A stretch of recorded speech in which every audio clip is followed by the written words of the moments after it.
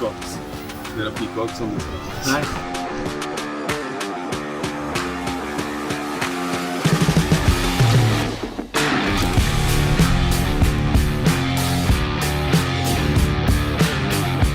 Morning. Great to see you. Welcome. Where did you came? I came into Hyderabad. Is it okay? Ready? No, thanks for making it work.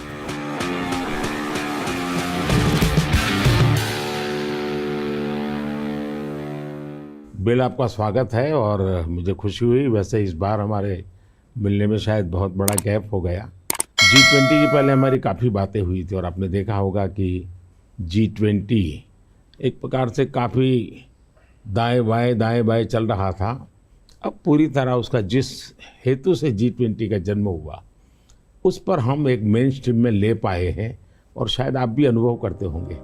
Well, the G20 is way more inclusive, and so it was fantastic to see that India, in hosting it, really raised things like digital innovation and how this South-South collaboration can be far more than just the dialogue with the North. It can actually be a system that improves health. And you know, our foundation is so excited about the positive results that you've achieved here in India that we'll be a partner in trying to take that into many other countries. आपकी बात सही है। जब मैं Indonesia में भी G20 में गया था तो दुनिया के सभी देशों की क्यूरियोसिटी ये थी कि आपने ये डिजिटल रिवॉल्यूशन कैसे लाया है। और तब मैं उनको समझाता था, एक तो मैंने इस टेक्नोलॉजी को डेमोक्रेटाइज कर दिया है कि किसी की मोनोपोली नहीं रहेगी। ये जनता का होगा, जनता के द्वारा होगा और जनता में जो भी उभरती हुई टैलेंट इसमें वैल्यू एडिशन करेगी वो करती चलेगी, ताकि कॉमन मैन को भी टेक्नोलॉजी पर विश्वास पैदा होना चाहिए। जैसे 10 डॉक्टर होते हैं, सब MBBS होते हैं, लेकिन एक डॉक्टर के पास ज़्यादा लोग जाते हैं क्योंकि उसका भरोसा बन गया है। In areas like digital government, India is not only adapting technology, but it's actually leading the way. What are some of the things you're excited about? Health, agriculture and education.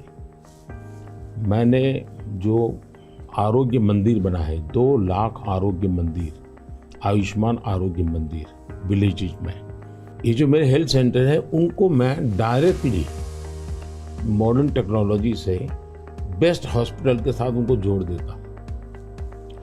पहले शुरू में उनको लगता था कि डॉक्टर तो है नहीं, मुझे देखे बिना कैसे बताता है, लेकिन बाद में उनको समझ आया कि टेक्नोलॉजिकल इंस्ट्रूमेंट और सैकड़ों किलोमीटर दूर बैठा हुआ डॉक्टर भी उनको सही डायग्नोसिस कर रहा है, सही एडवाइस कर रहा है।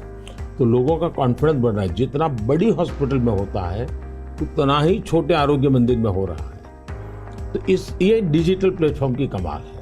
और दूसरी पर एजुकेशन, मैं बच्चों को बेस्ट एजुकेशन पहुंचाना चाहता हूं। टीचर की जो कमियां हैं उसको मैं टेक्नोलॉजी से भरना चाहता हूं। दूसरा, बच्चे का इंटरेस्ट विजुअल में है, स्टोरी टेलिंग में है, तो उस प्रकार के कंटेंट बनाना, उस दिशा में मैं काम कर रहा हूं ताकि बच्चों को लगना चाहिए। और मैंने कुछ सर्वे किया, मैंने देखा बच्चों को बड़ा मजा आ रहा है।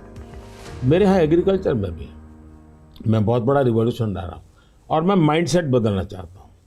In one of the themes I think India brings to technology is that it should be available for everyone, actually lifting up those who need it the most. जब मैं दुनिया में डिजिटल डिवाइड की बात सुनता था, मैं कहता मेरे देश में मैं सब कुछ नहीं होने दूंगा कि डिजिटल डिवाइड हो।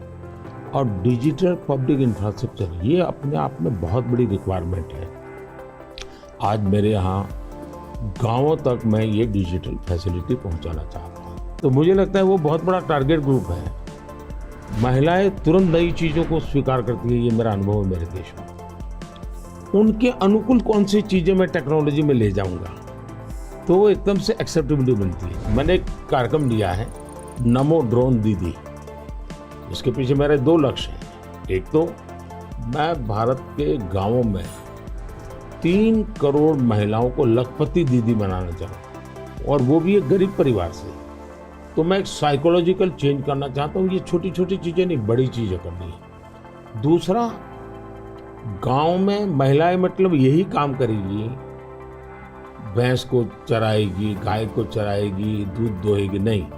मैं उसके हाथ में टेक्नोलॉजी देना चाहता हूँ। मैं साइकोलॉजिकल चेंज लाना चाहता हूँ। गांव के सब लोगों को लगना चाहिए कि ये हमारे गांव को बदल रही है। एग्रीकल्चर को मैं आधुनिक बनाना, वैज्ञानिक बनाना, ये ज़रूरत मैं देखता हूँ।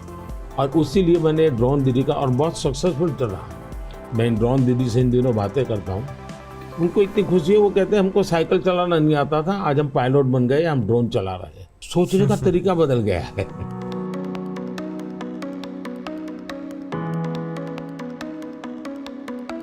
मैंने अफ्रीकन कंट्रीज के बहुत से लोगों से बात की।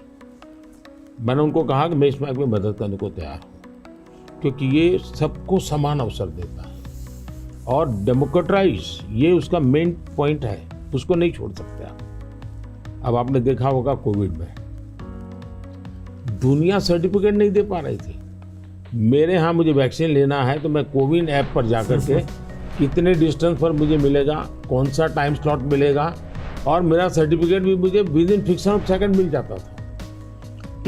और कोविन मैंने ओपन सोर्स कर दिया था, कोई भी उसका उपयोग कर सकता है। तो ये मेरा अनुभव, उसका कारण डिजिटली बहुत लाभ हुआ है मेरे देश में। और हम शायद जो इंडस्ट्रियल रिवॉल्यूशंस हुए, फर्स्ट सेकंड, हम पीछे रह गए क्योंकि हम गुलाम थे। ये चौथा जो इंडस्ट्रियल रिवॉल्यूशन है, जिसमें डिजिटल एलिमेंट सबसे बड़ा है, और भारत इसमें बहुत कुछ प्राप्त कर लेगा, ऐसा मेरा विश्वास है। Yeah, I think the key point is that the digital infrastructure just gets keeping richer. You know, a lot of people know about the identity system and the digital payment systems, and that the government, by taking virtually all the government payment programs now and digitizing those, that alone saved a lot of money, and it created access on a more equal basis. But now as you're moving into the different areas, advice for farmers, registering their land, tutoring for kids, and the health records, connecting all of those, that's kind of a second phase. And we're just at the beginning now of the third phase, where these advances in artificial intelligence will come on top of that and make the value even better. आपने सही कहा, AI का महत्व बहुत है। और मैं तो कभी कभी मजाक में कहता हूँ, हमारे देश में माँ को आई बोलते हैं, माता को बहुत से राज्यों में भाषा बोलते हैं आई। अब मैं कहता हूँ हमारे यहाँ बच्चा पैदा होता है तो आई भी बोलता है, AI भी बोलता है। वो इतना एडवांस हो गया है।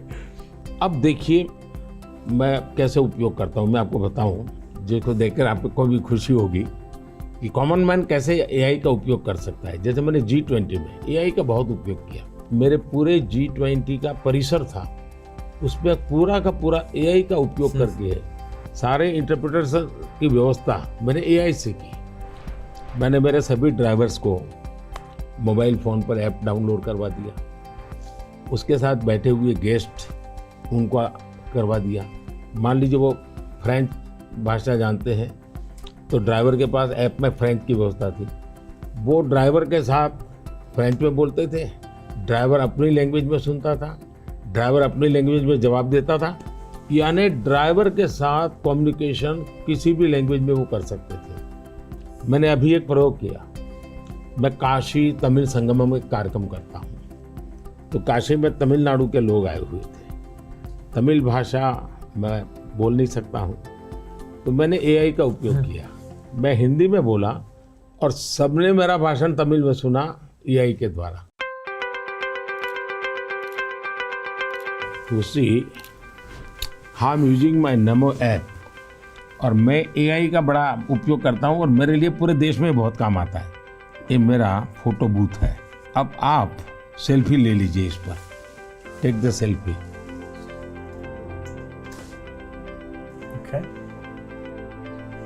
Yes.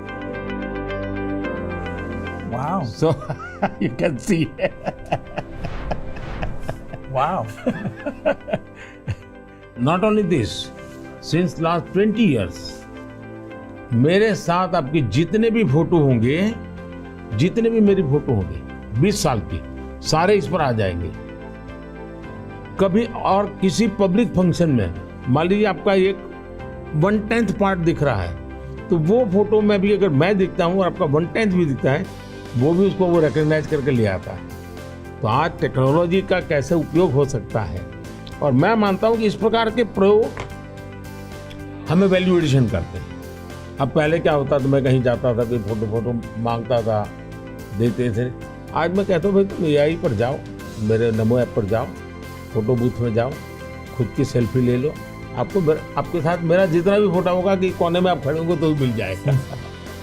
तो हमने थोड़ा रोजमर्रा की जिंदगी में लोगों की मदद करने के लिए उपयोग करना चाहिए। तो मेरी कोशिश होती है कि पहले उसको कंफर्ट लेवल देना, उसको लगना चाहिए हाँ यार ये तो मेरे काम का है। जब काम में होता है तो फिर उसको इनोवेशन करता है, वो नई चीजें जोड़ देता है। I'd love to hear your view on how India sees AI. अगर हम AI को एक मैजिक के टूल के रूप में उपयोग करेंगे तो शायद बहुत बड़ा अन्याय हो जाएगा। या AI का उपयोग अपने आलसीपन को बचाने के लिए मैं करता हूँ कि भाई मुझे किसी को चिट्ठी लिखनी है, मैं ड्राफ्ट नहीं करूँगा, मैं ChatGPT को कह दूंगा कि मेरी चिट्ठी ड्राफ्ट करके दे दो, तो ये गलत रास्ता है। मुझे तो ChatGPT के साथ कंपटीशन करना चाहिए, मैंने उसके साथ लड़ाई लड़नी चाहिए कि नहीं तुम ठीक नहीं कर रहे हो, तुम ये शब्द की जगह ये क्यों नहीं लाए, तो मैं AI से आगे जाने की कोशिश करूं।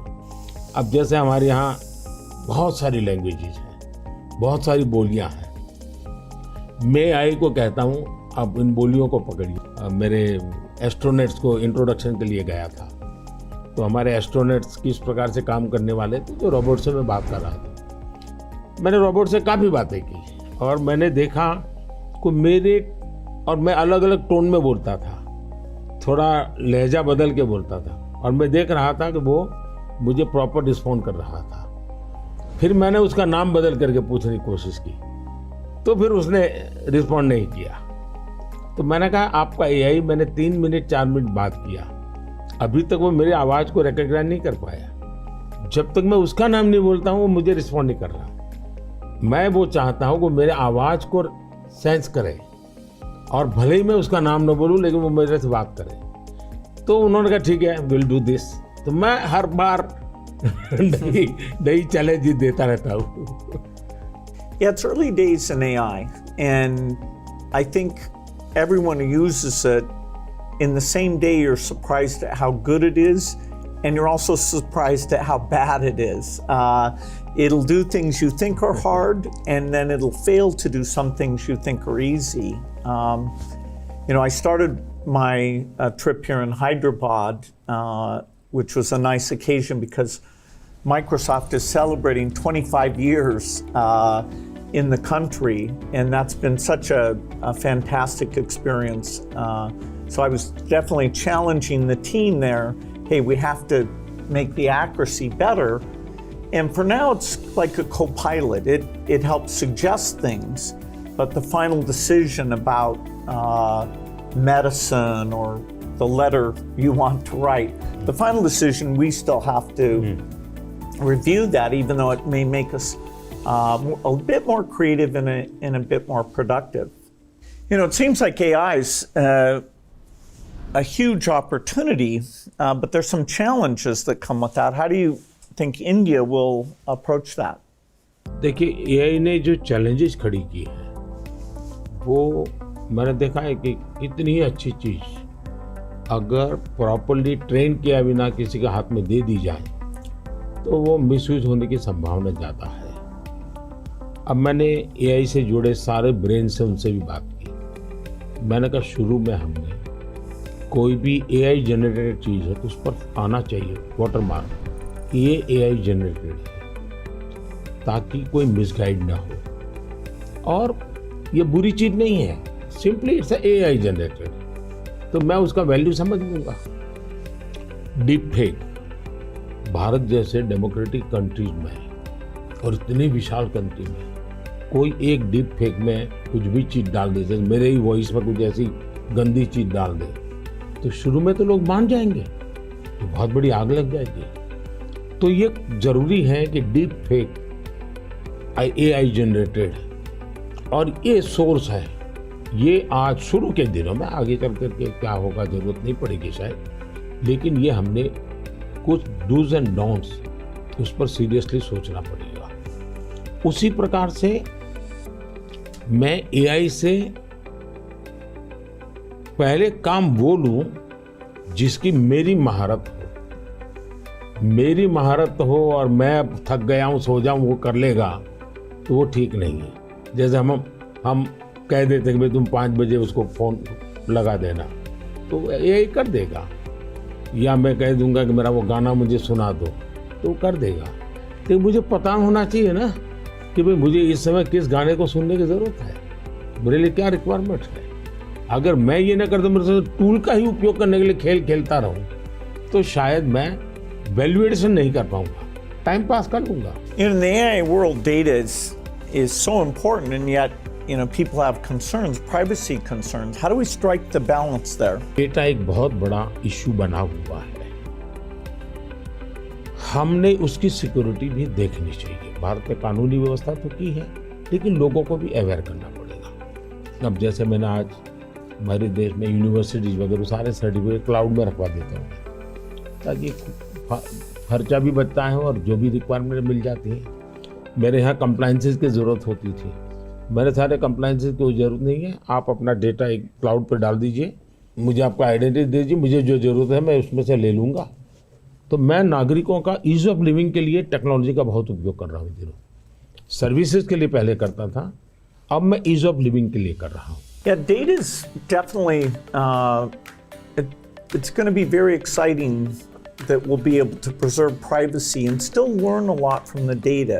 Like which crop should you plant? If we get all the data from the farmers without their names, so we don't invade their privacy, but giving better farmer advice, or seeing here in India, the top 10% of teachers are so good, and saying, okay, what are they doing, and how do we spread that to the other people?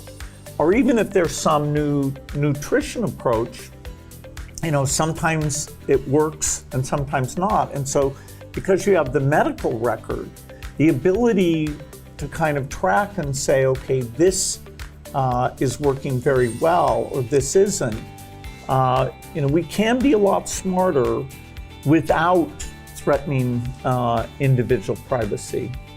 मैं इसको दो तरह, एक हमें common man को भी quality data के लिए ट्रेन करना पड़ेगा। हमारे डेटा में क्वालिटी होनी चाहिए, क्लैरिटी होनी चाहिए। दूसरा, डेटा ओनर को मालूम होना चाहिए कि जो मेरे से डेटा मांग रहा है वो किस काम के लिए मांग रहा है। अगर वो उसके साथ एग्रीमेंट करके उसमें से कमाई करना चाहता है तो उसको अलाउ करना चाहिए कि और पहला, उसको प्रायोरिटी रिसर्च के लिए होनी चाहिए। रिसर्च के डेटा की वैल्यू ज़्यादा ना हो, ताकि वरना रिसर्च बहुत महंगा हो जाएगा। और रिसर्च करने वाले इंस्टीट्यूट ने भी उसको एश्योरेंस देना चाहिए कि तेरे डेटा का मैं जो उपयोग कर रहा हूँ वो इसी काम के लिए होगा, ये ग्लोबल गुड के लिए है, कॉमन मैन के गुड के लिए।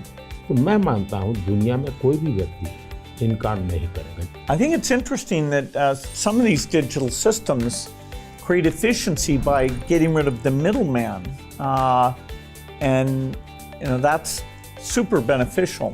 मैं तो कभी कभी कहता हूँ कि मैं ऐसी सरकार चलाना चाहता हूँ एज फार एज मध्यम वर्गीय जो वर्ग है उसकी जिंदगी से सरकार बाहर निकल जाए, उसकी जिंदगी में सरकार की कोई ज़रूरत ही ना हो। जो गरीब है जिसको सरकार की ज़रूरत है वहाँ सरकार भरपूर हो, लेकिन जिसको कोई ज़रूरत नहीं बिना कारण सरकार जा कर के उसको कोई ये लाओ वो लाओ, ये करो वो करो करती रहती है, तो वो बंद हो जाएगा। और इसलिए मेरी कोशिश यही है कि हमारा प्रयास यही रहेगा कि हम इसको करें। In 2015, one of the great things we did together was you came to Paris for that mission innovation. That was fantastic. Yes.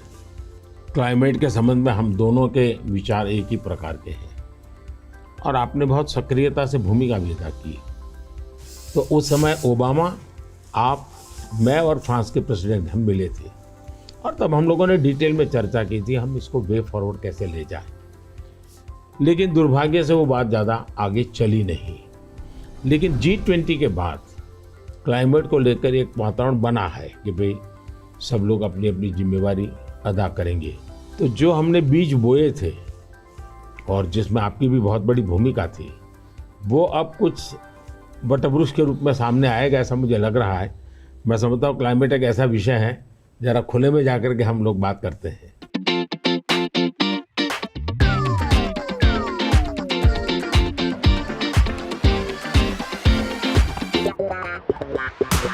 If you're ever coming to the United States, I'd love to have you come to Seattle. I'll be happy to come. No, fantastic. I'm over here. Yeah. Is it okay? Huh? हाँ।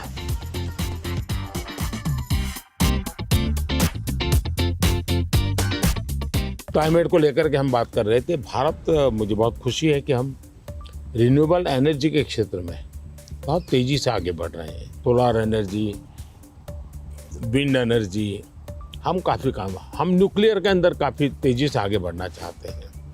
उसी प्रकार से green hydrogen को हम बहुत तेज़ी से आगे बढ़ना चाहते हैं। मैं तमिलनाडु में था तो हमने एक हाइड्रोजन से चलने वाली बोट मैंने वहाँ से रवाना की, जो काशी में मेरे जो टूरिस्ट आते हैं उनके लिए ये एनवायरनमेंट फ्रेंडली, पॉल्यूशन फ्री ये बोट काशी से अयोध्या के लिए चलाने के लिए मैंने सोचा है, ताकि क्लीन गंगा की मेरी जो मूवमेंट है उसको भी मदद मिलेगा, एनवायरनमेंट कॉन्शियस सोसाइटी के लिए भी वहाँ से एक मैसेजिंग होता रहेगा।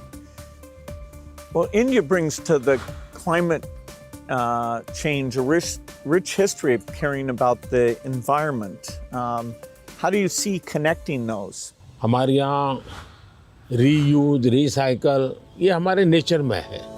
अब देखिए ये जो जैकेट है ये रिसाइकल मटेरियल का है, लेकिन ये रिसाइकल मटेरियल की भी विशेषता है। इसकी विशेषता ये है जो टेलर के यहाँ कपड़े के टुकड़े निकलते हैं ये सारा वेस्ट इकट्ठा किया हुआ है। फिर जो पुराने कपड़े हैं उसको भी इसमें लिया हुआ है और 30-40% वेस्ट प्लास्टिक बोतल को लिया हुआ है और उन सबको रिसाइकल करके ये कपड़ा बना है। Yeah, the innovation both here in India and the world is coming along. Are the goals that we set, staying below 1.5 degrees, we probably will miss that. Even 2 degrees isn't going to be so easy. And the thing you and I really emphasized in Paris is the need for innovation. If the green approach can be made as cheap or cheaper than the old approach, then the adoption will be very good. If it's more expensive, it's not clear who's going to be willing to pay for that. Should the rich countries pay for that? It's not fair to tell India to slow down, building basic infrastructure just because the West had those emissions. But you'll have to have some adaptation because there will be some warming, particularly which farmers will have to take into account. मुझे लगता है कि हमने 2-pronged strategy की तरफ जाना चाहिए। एक तो है इनोवेशन, और इनोवेशन में हमारी जो रिक्वायरमेंट्स हैं वो क्लाइमेट फ्रेंडली कैसे हो, नेचर फ्रेंडली कैसे हो, उसमें इनोवेशन हो। भारत ने अभी अपने इस बजट में 1 लाख करोड़ रुपए का कॉर्पस फंड बनाया है और यंग जनरेशन को हमने कहा है कि आप इनोवेशंस के लिए आइए। 50 साल तक इंटरेस्ट फ्री लोन हम देंगे और आप इनोवेशन कीजिए। 1 लाख करोड़ रुपए का मैंने जो अपकमिंग टेक्नोलॉजीज है, फ्यूचरिस्टिक टेक्नोलॉजी है, उस पर आप रिसर्च करिए, इनोवेशन कीजिए। तो मैं एक तरफ उनको प्रोत्साहित करूँ, लेकिन दूसरी एक बात है जिसको गंभीरता से ले, और ये वो लाइफस्टाइल। और इसलिए मैंने मिशन लाइफ शुरू किया है। और मैं जब लाइफ कहता हूँ तब लाइफस्टाइल फॉर एनवायरनमेंट, क्योंकि हमारी रोजमर्रा की जिंदगी में अगर हम क्लाइमेट फ्रेंडली लाइफस्टाइल स्वीकार नहीं करते, प्रो नेचर हम जीवन नहीं जीते हैं, तो हम बाहरी कितने ही प्रयास क्यों न करें, हम नए नए इनोवेशन करेंगे, नई नई चीजें जोड़ते जाएंगे, हम अपनी जिंदगी को ऐसी कैसे बनाए। अब हमारा मुसीबत क्या है, हमारा प्रगति का आंक क्या, तो भाई कौन सा देश कितना स्टील उपयोग करता है, कौन सा देश पर कैपिटल कितना एनर्जी कंज्यूम करता है, उसके आधार पर उस देश की इकोनॉमी में जा। अगर ये पैरामीटर रहेंगे तो फिर वो इलेक्ट्रिसिटी कंज्यूम करने के लिए कोशिश करेगा, स्टील कंजम्पशन की कोशिश करेगा, फिर स्टील उत्पादन के लिए लगेगा, तो स्टील उत्पादन में कार्बन का प्रॉब्लम करेगा। मतलब हमने हमारी सोचने के तरीकों बदलना पड़ेगा। जब सोचने के हमारे पैरामीटर, जिंदगी के पैरामीटर, प्रगति के पैरामीटर हमने क्लाइमेट फ्रेंडली बनाने चाहिए। आज हमारे प्रगति के सारे पैरामीटर एंटी क्लाइमेट है। बिजली कंजम्पशन के आधार पर प्रगति नापी जाती है, स्टील कंजम्पशन के आधार पर प्रगति नापी जाती है। Yeah, I've been interested in your discussions about green GDP. Update me on your thinking. मैं तो कहता हूँ दुनिया को ग्रीन जीडीपी के कंसेप्ट को डेवलप करना चाहिए कि भाई तुम्हारी टोटल जीडीपी में ग्रीन जीडीपी कितनी है, टोटल रोजगार में ग्रीन रोजगार कितने हैं। हम एक नया आखिर टर्मिनोलॉजी बदलनी चाहिए दुनिया की। तो मैं समझता हूँ कि समस्या का समाधान हो सकता है, लेकिन अगर मैं कहूँगा मैं तो जितना उपयोग करता हूँ करूँगा, मैं तो इतनी बिजली उपयोग करूँगा, मैं इतना पानी बर्बाद करूँगा, मैं ये करूँगा।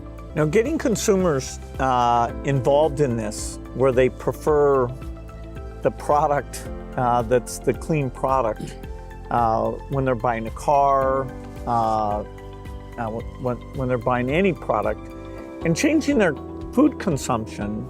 Even if they don't go all the way to be a vegetarian, they can eat less beef and more chicken, or less chicken and more fish. They can moderate quite a bit, and we know that also has some health benefit as well. Not only that, मैं तो कहता हूँ vegetarian में भी सोचने की improvement जरूरी है। वेजिटेरियन में जैसे मिलेट, मैं यूएन के साथ मिलकर के मिलेट ईयर मनाया। मिलेट का फायदा यह है कि एक तो बिल्कुल बंजर भूमि में मिलेट पैदा होता है, मिनिमम पानी चाहिए, कोई फर्टिलाइजर नहीं चाहिए, और ये सबसे उत्तम प्रकार का फूड है, ये सुपर फूड है। अगर हम मिलेट को प्रमोट करते हैं तो वेजिटेरियन होने के बावजूद भी बहुत सी चीजें हैं जो ज्यादा नुकसान करने वाली है, उसमें भी अगर मिलेट पर शिफ्ट करते हैं तो बहुत फायदा हो सकता है। Yeah, when I was in Odisha, they were talking about how millet had been popular a long time ago, and then it came out of favor, and now there's a joint program with the foundation and the government. It's coming back up, and they even took me to some shops where the women were there showing these very nutritious, and actually they tasted good to me, millet crops. So that's a good message for the world. मैं देख रहा हूँ जी, millet में इतना बढ़िया production आना शुरू हो गया, अच्छी अच्छी कंपनियां मिलेट प्रोडक्ट में आ गई, और एक प्रकार से उसका वैल्यू एडिशन हो गया। और कॉमन अब फैशन हो गई। हमारे यहाँ 5 स्टार होटल में जाइए तो मिलेट का मेनू अलग देते हैं, नॉर्मल वेजिटेरियन फूड का मेनू अलग देते हैं, और ज़्यादातर लोग मिलेट मेनू और उसके कारण मेरे छोटे किसान की इनकम भी बढ़ी है और पानी बहुत बचत हो रही है, तो बहुत बड़ा फायदा होने लगा है। Well, during the pandemic, it was fantastic that the vaccines got invented, and India made a lot of those.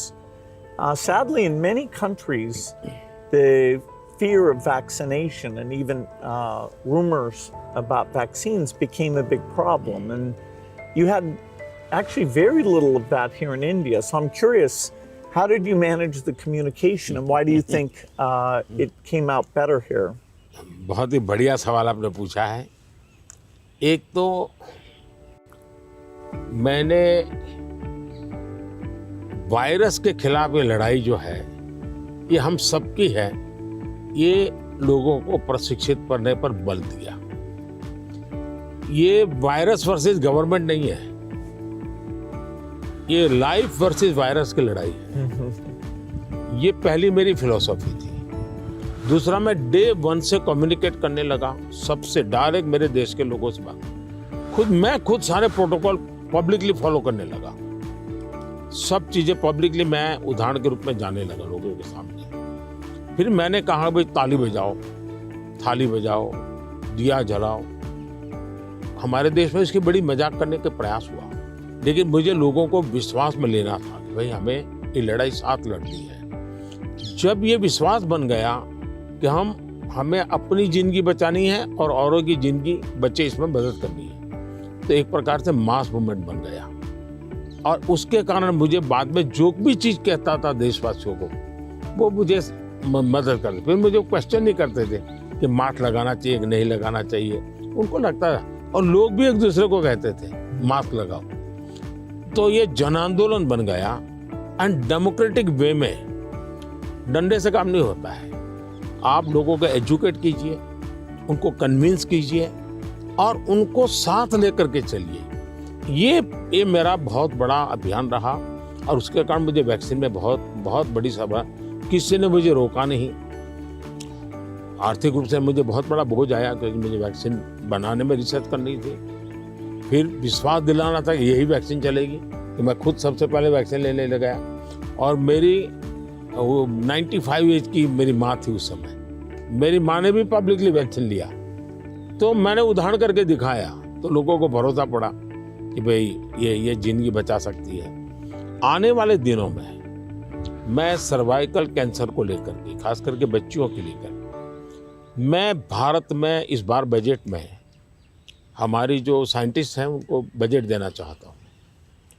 और मैं उनको कहना चाहता हूँ इसमें भी आप लोकल रिसर्च कीजिए, वैक्सीन बनाइए और बहुत ही कम पैसों में मैं मेरे देश की सभी बच्चियों का वैक्सीनेशन करूँ और किसी भी बच्ची को कैंसर की संभावना ही न रहे वो स्थिति पैदा करूँ। उस दिशा में इन दिनों मैं काम कर रहा हूँ। जब मेरी नई सरकार बनेगी तो मैं सबसे पहले उस दिशा में काफ़ी पैसे रिसर्च में लगाना चाहता हूँ ताकि मेरी बच्चियों की ज़िंदगी बचे। मैं एक इंटरेस्टिंग बात बताना चाहता हूँ। सरदार वल्लभ भाई पटेल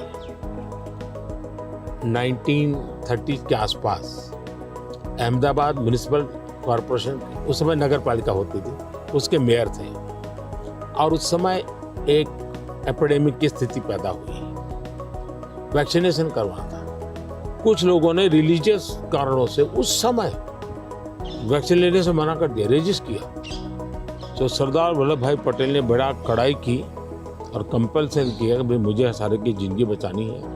यानी ये रेजिस्टेंस दुनिया के हर देश में सदियों से चला आया रहा, लेकिन अगर उसको ओपन अप करके हम करें तो शायद ठीक हो जाता है। तो मैंने सुना है कि आप गुजरात में स्टैच्यू ऑफ यूनिटी पर जा रहे हैं, आपने शायद उसके विषय में कुछ पढ़ा होगा, आपने जाने का कार्यक्रम बनाया है तो। No, it's, I'm very much looking forward to that.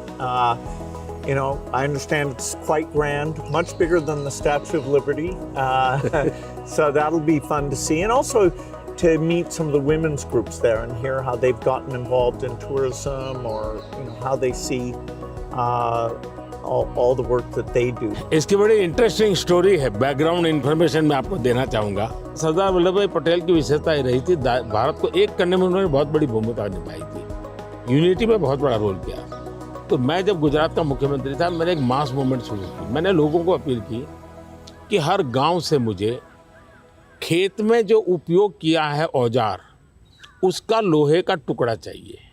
हर गांव से एक लोहे का टुकड़ा चाहिए, और वो चाहिए क्या, जिसका कभी न कभी खेत में औजार उपयोग किया है।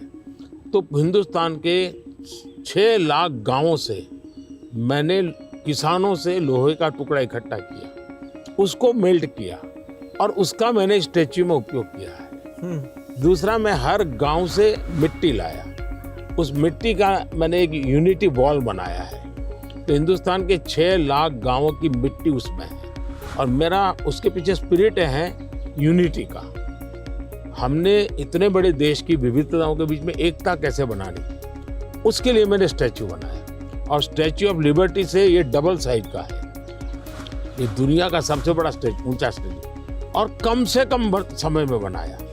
Yeah, I hope they have a video of the construction because I'm always fascinated how do you assemble something like that? इसका पूरा एक मैंने किताब निकाला है स्ट्रक्चरल इंजीनियरिंग का पूरा।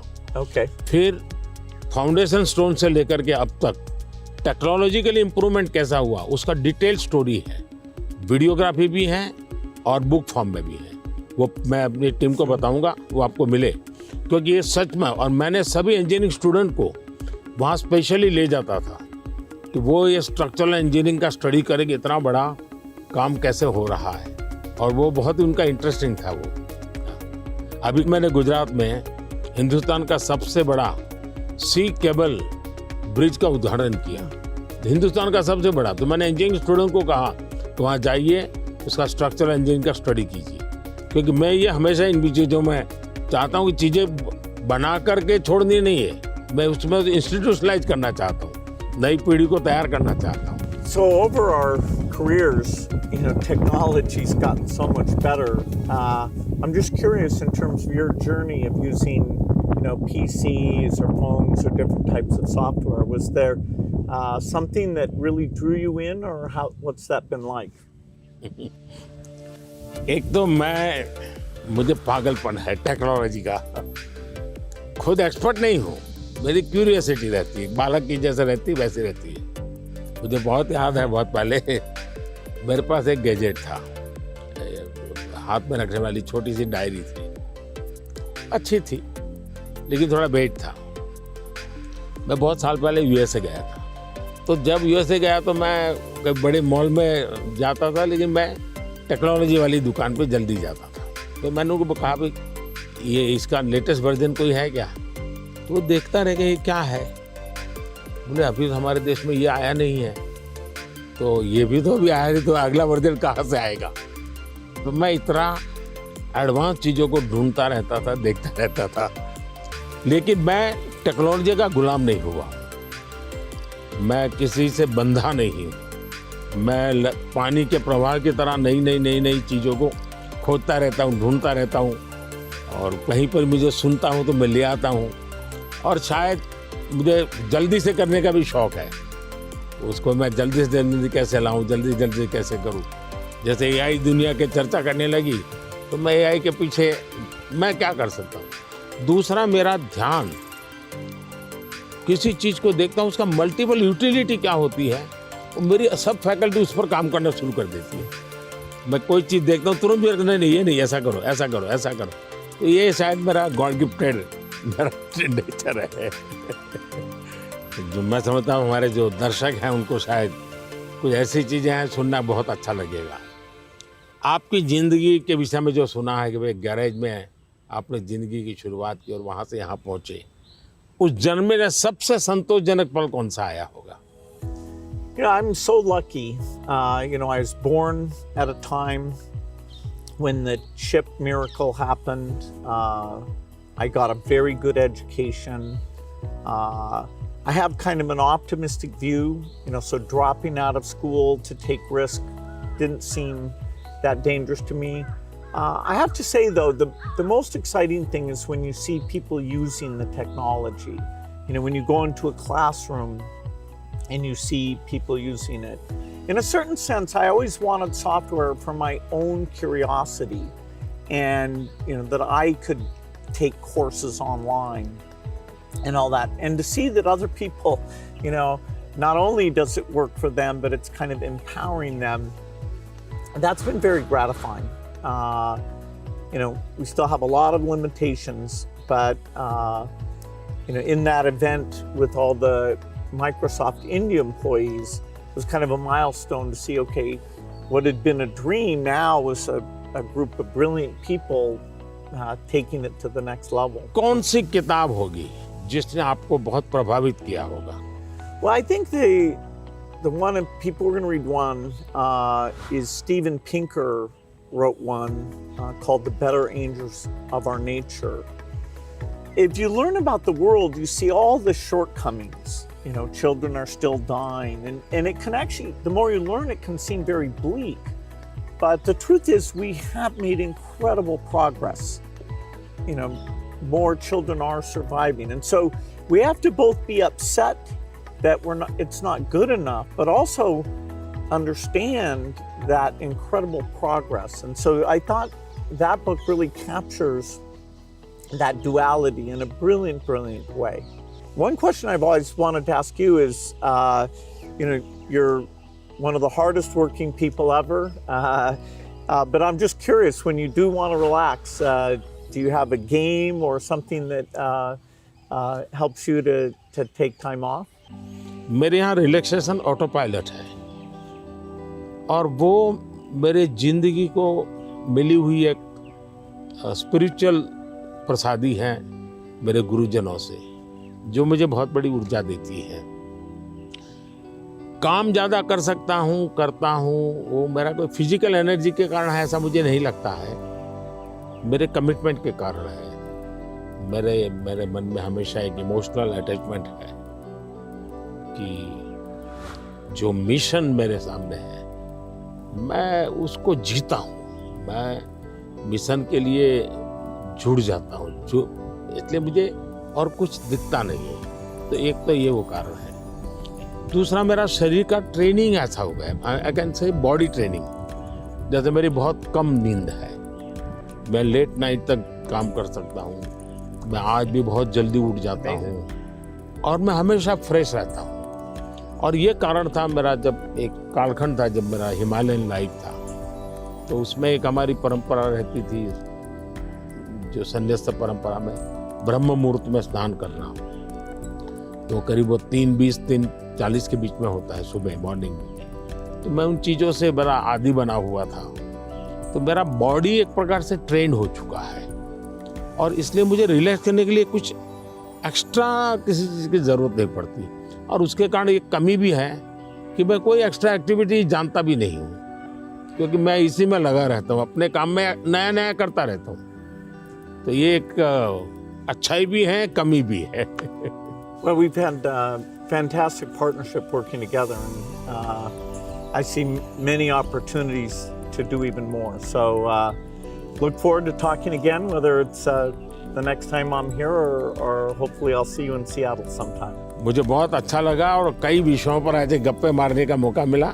वैसे भी जब भी मैं आपके साथ मिला हूँ, मैंने आपका काफ़ी समय भी लिया है हमेशा, क्योंकि आप पूरी दुनिया घूमते हैं, आपके मन में गरीबों के लिए कुछ करना, न्यूट्रिशन में कुछ करना, एजुकेशन में कुछ करना, हेल्थ में करना, ये मैंने फील किया है कि आप मन से कमिटेड हैं। तो मुझे हमेशा लगता है कि आपके पास नए विचार होते हैं, नए, और आज भी आप नए विचारों के लिए उत्साहित होते हैं।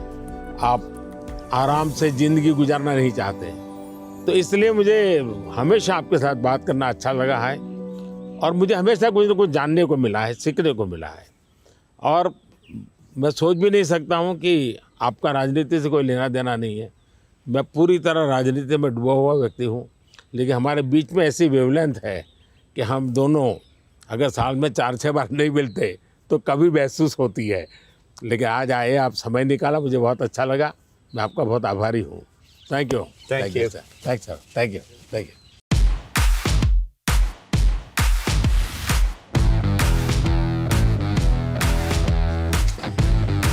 These are some nutrition books. Finally, we're making progress on nutrition. Yes. Thank you.